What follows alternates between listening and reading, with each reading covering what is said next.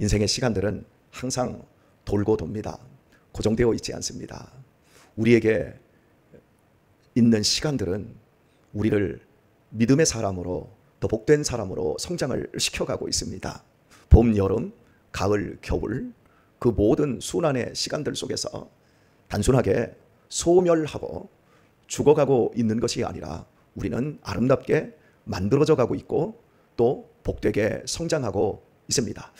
이 새벽 시간에도 이 자리에 나와 계시고 또 한 8명 정도 우리 성도님들이 함께 여기에 지금 주목하고 있는 이런 시간들은 참으로 좋은 것을 선택한 것이고 하나님이 우리들에게 오늘 하루 동안에도 함께 하신다라고 하는 강한 메시지로 우리를 이곳에 주목하게 하신 줄 믿습니다. 오늘도 말씀 안에서 말씀 붙잡고 승리하며 그 말씀으로 더욱더 단단하고 견고해지는 여러분의 내면과 신앙이 될 수 있기를 소원합니다.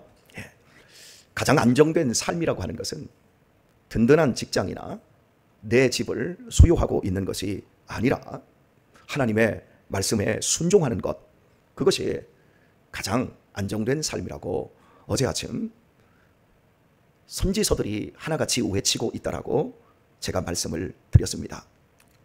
그러나 이스라엘 백성들은 하나님의 말씀 안에 거하는 그 복된 삶을 버렸습니다. 세상 사람들하고 똑같은 삶을 살려고 했습니다. 하나님만이 인생의 참된 요새요, 피할 바위시요, 환난 날에 큰 도움이 되심에도 불구하고 이스라엘 백성들은 이 든든한 보장을 버리고 말았습니다. 그때 주어지는 이스라엘 백성들의 그 비극적인 상태에 대해서 여러 가지로 말씀을 하고 있는데요. 오늘 8절 말씀을 보게 되면 너희가 기브아에서 나팔을 불며 라마에서 호각을 불며 말씀합니다. 이스라엘 백성들이 나팔을 불 때는 경사일에도 나팔을 붑니다. 그런데 호각은 여간에서 불지 않습니다. 나팔과 호각이 함께 불려진다라고 하는 것은 아주 특별한 재난이 왔을 때, 우리의 인생에서 특별한 재난의 소식이 울려 퍼질 때 그 여러 소식들이 있습니다. 근데 그 중에 가장 무서운 소식이 뭘까요? 그것은 전쟁이 났다라는 겁니다. 남북한이 대치가 된 이러한 상태, 이미 6.25라고 하는 무서운 전쟁을 치르지 않았습니까? 초창기에 6.25 전쟁 바로 직전에 전쟁 난다 이러다가 또 전쟁이 났다라고 했을 때 사람들이 전쟁에 대해서 별로 이해를 못하니까 전쟁이 뭐야? 그냥 이걸 아주 무섭게 받아들이기보다는 궁금하게 받아들였어요. 그래서 전쟁이 났을 때 조금 똑똑하고 유식한 사람들은 서울을 버리고 재산도 버리고 피난길에 나섰습니다. 하지만 대부분의 많은 사람들은요, 피난을 안 갔어요. 전쟁이 얼마나 무서운지를 모르니까. 그래서 서울을 버리지 못했던 많은 사람들이 3개월 동안에 서울이 수복되기 전까지 그 북한군을 도울 수밖에 없고 사역에 동참할 수밖에 없었던 사람들을 부역자라고 해서 얼마나 많은 사람들이 죽었는지 몰라요.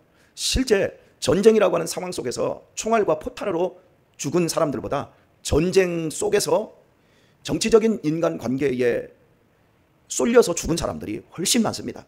그러니까 전쟁은 사람을 광분 상태로 다 몰아넣어요. 우리는 이 6.25라고 하는 이 비정한 전쟁을 겪은 후에 군사정권 시절이 들어오고 남북한이 오래도록 대치가 되다 보니까 전쟁이 일어난다, 북한이 쳐들어온다, 이런 이야기를 들을 때마다 가슴이 섬뜩섬뜩해지는 거예요. 그래서 우리는 전쟁이 얼마나 무서운 소식이라는 걸 알고 있어요. 그런데 다른 나라들은 전쟁이 얼마나 무서운지를 잘 몰라요. 그러니까 우크라이나라든지 러시아에서 전쟁이 일어난 그 상황 속에서 초창기에는 너도 나도 막 전쟁해야 된다. 러시아에서도 우크라이나에서 국민들이 전쟁해야 된다. 전쟁하면 우리가 이긴다. 이게 무슨 올림픽 게임인 줄 아는 거예요. 전쟁을 무서워하지 않는 세대들은 전쟁을 경험하지 못했으니까 이런 일들이 벌어지는 거예요. 하지만 우리나라에서는 절대 일어나서는 안 되는 것, 그것은 전쟁이에요. 왜? 전쟁이 일어나면 다 죽거든요. 모든 게 다 잿더미가 돼버리거든요. 끝나버리거든요. 오늘 본문에서 하나님의 말씀을 버린 이스라엘을 향하여서 외치고 있는 것이 나팔을 불며 호각을 붑니다. 전쟁의 소식이 있다는 거예요. 전쟁이 일어났다 이렇게 외치고 있는 거예요. 가장 무서운 소식이 들려오는 거예요. 하나님을 떠나고 하나님의 말씀을 저버리게 되면 무서운 소식밖에는 들려올 게 없는 거예요. 이 땅에 들려온 가장 복된 소식이 무엇입니까? 그것은 복음이에요.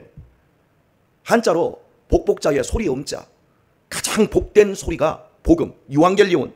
하나님이 아들을 십자가에 못 박고 우리 인간들을 적에서 이제는 자신의 가족으로 받아들였다.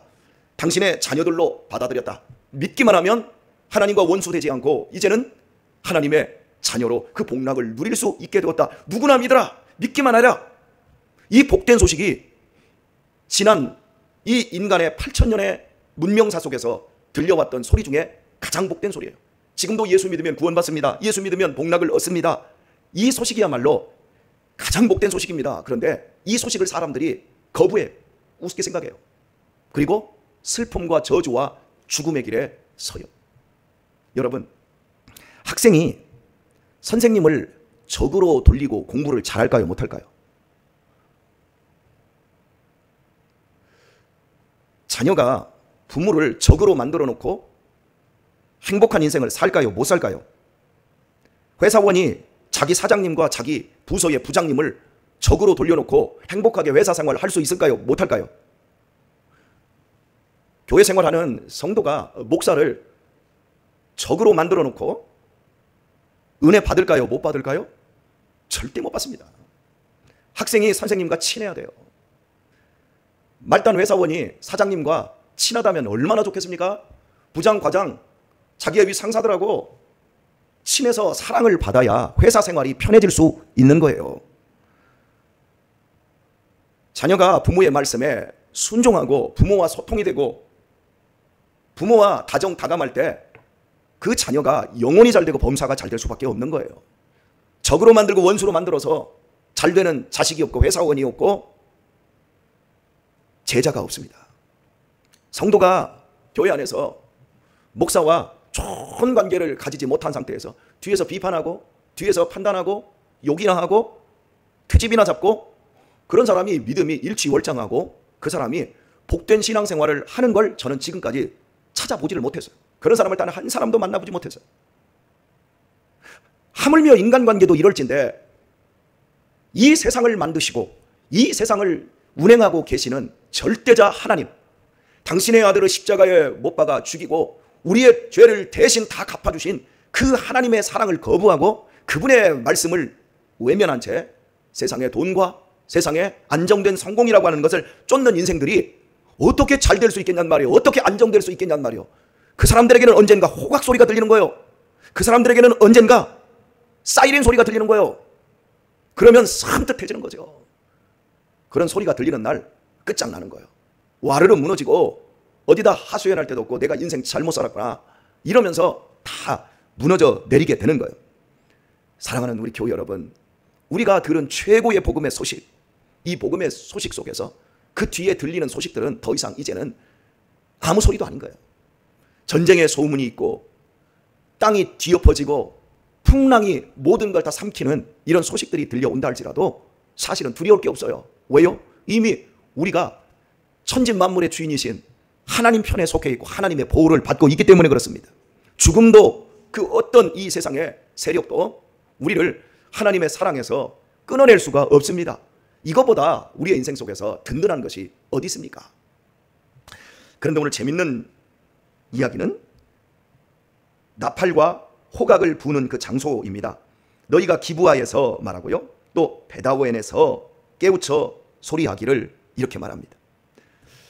우리나라에서 이 지도를 보면 저 잘 위쪽으로는 압록강과 두만강이 저 북방 세력들과 만나는 지점이 되고, 이 남쪽 경상도, 이 전라도 이쪽 지역은 저 남방 세력인 일본과 만나는 접경 지역이라고 할 수 있습니다.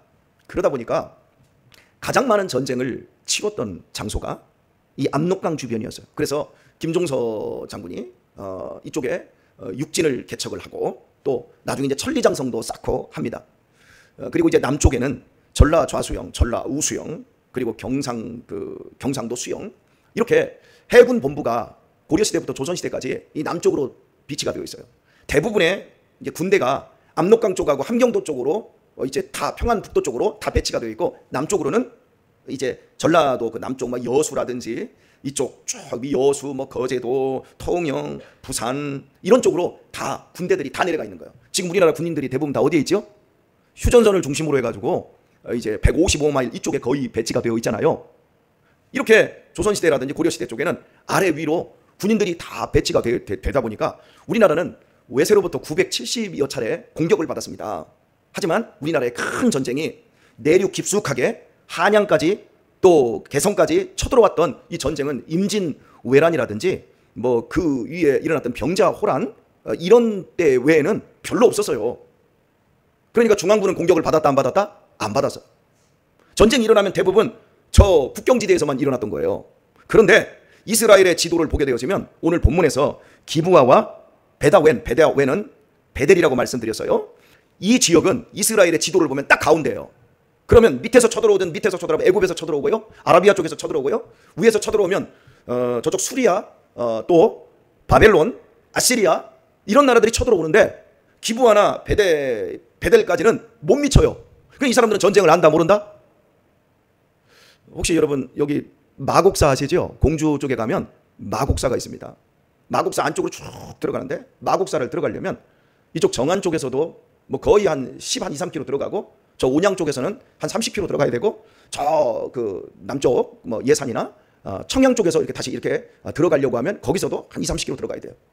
6.25 전쟁통에 그 차령산맥 그 가운데에 있는 마곡사 그 옆쪽으로 동네들은요 전쟁이 일어난 줄도 몰랐어요.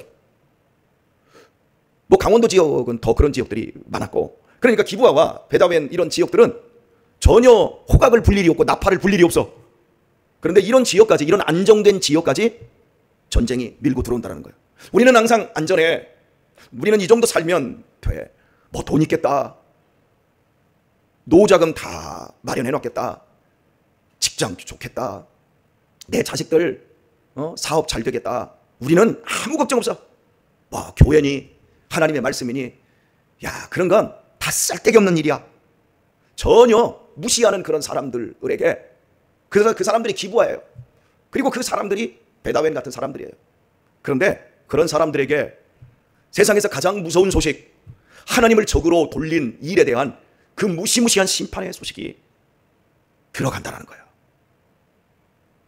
여러분 하나님이 쳐들어오면 끝나는 겁니다. 북한군이 무서운 게 아니에요. 북한군은 우리하고 싸울 힘도 안 되고 무기도 안 돼요. 북한의 무기들은 구닥다리 옛날 거고 전쟁이 일어나면 서너 시간이면 끝나버려요. 승패가. 그 정도로 우리나라 대한민국의 무기가 앞서 있어요. 대한민국의 무기 자주9 자주포 있지 않습니까? K9 자주포 그리고 우리 국산제 장갑차 탱크 세계에서 제일 성능이 좋습니다.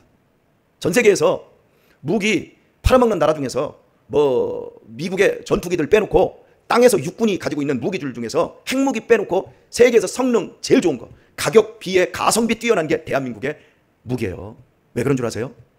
다른 나라는 전쟁을 안 하거든. 다른 나라는 전쟁 무기를 만들 일이 없거든.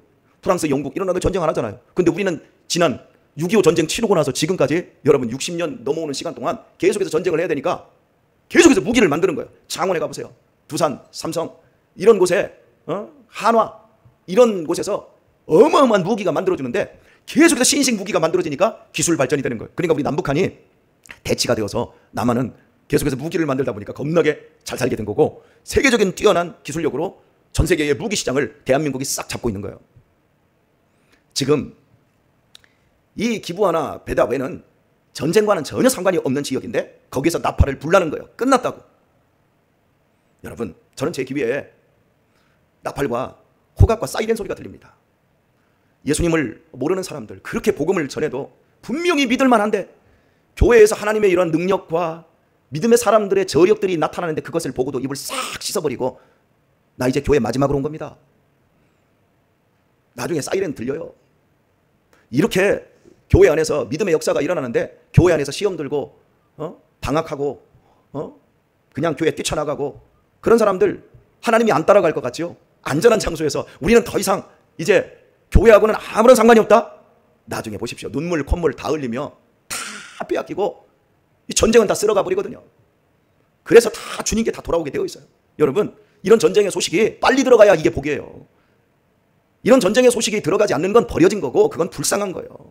죽을 때까지 아기는 죽을 때까지 아무런 일이 일어나지 않습니다. 죽을 때까지 건강하게 삽니다. 우리 민장로님은 돌아가실 때까지 참 아프고 괴롭고 힘들었지만 믿지 않는 사람들 가운데 우리가 그러잖아요. 복 받았다고 하는 사람들, 마지막 죽을 때까지 자식들 잘 되고 마지막 죽을 때까지 자기도 건강하고 행복하고 이러고 살아요. 그건 행복이 아니에요. 이 소리가 들려야 돼요. 하나님이 진노하시고 하나님이 쫓아가서라도 그 영혼이 지옥에 떨어져서는 안 되기 때문에 건져내시는 하나님의 열심히 있는 사이렌 소리가 들려야 정상인 거예요. 여러분이 기도하시지 않습니까? 기도하면서 제발 듣게 해달라고 기도하세요.